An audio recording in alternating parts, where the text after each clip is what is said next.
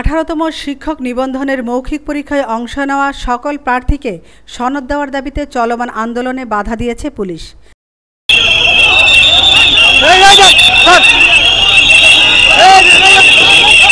দাবি আদায়ে রাজপথে অবস্থান নেওয়া প্রার্থীদের উপর জলকামান ও সাউন্ড গ্রেনেড নিক্ষেপ করেছে আইনশৃঙ্খলা বাহিনীর সদস্যরা। জাতীয় প্রেস ক্লাবের সামনে এ ঘটনা ঘটে। এর আগে সকাল 11টার দিকে প্রেস ক্লাবের সামনে থেকে অগ্রসর হতে গেলে তাদের আটকে দেয় পুলিশ। এ সময় আইনশৃঙ্খলা বাহিনীর সদস্যরা তাদের বারবার সরে যেতে বললেও স্লোগান দিতে থাকেন আন্দোলনকারীরা।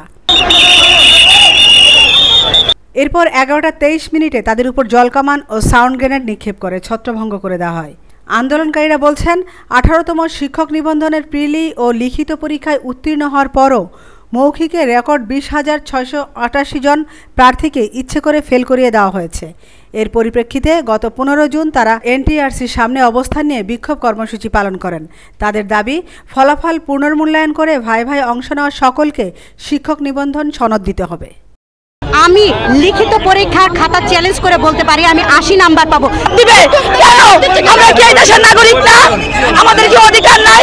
আমাদের ন্যায্য অধিকার। এই যে বেসরকারি শিক্ষক নিবন্ধন পরীক্ষায় যারা লিখিত পরীক্ষায় উত্তীর্ণ হয়েছিল, তারা কিন্তু যখন ভাইভাতে ফেল করেছে, যারা ফেল করা পারে তারা হয়তো পাশের দাবিতে বা তাদেরকে অন্যায্যভাবে ফেল করা হয়েছে এরকম একটা অভিযোগ তুলে তারা কয়েকদিন হলো আন্দোলন করতেছে। এর মধ্যে বিভিন্ন জায়গায় তারা যোগাযোগ করছে, আমরাও আলোচনার জন্য চেষ্টা করেছি।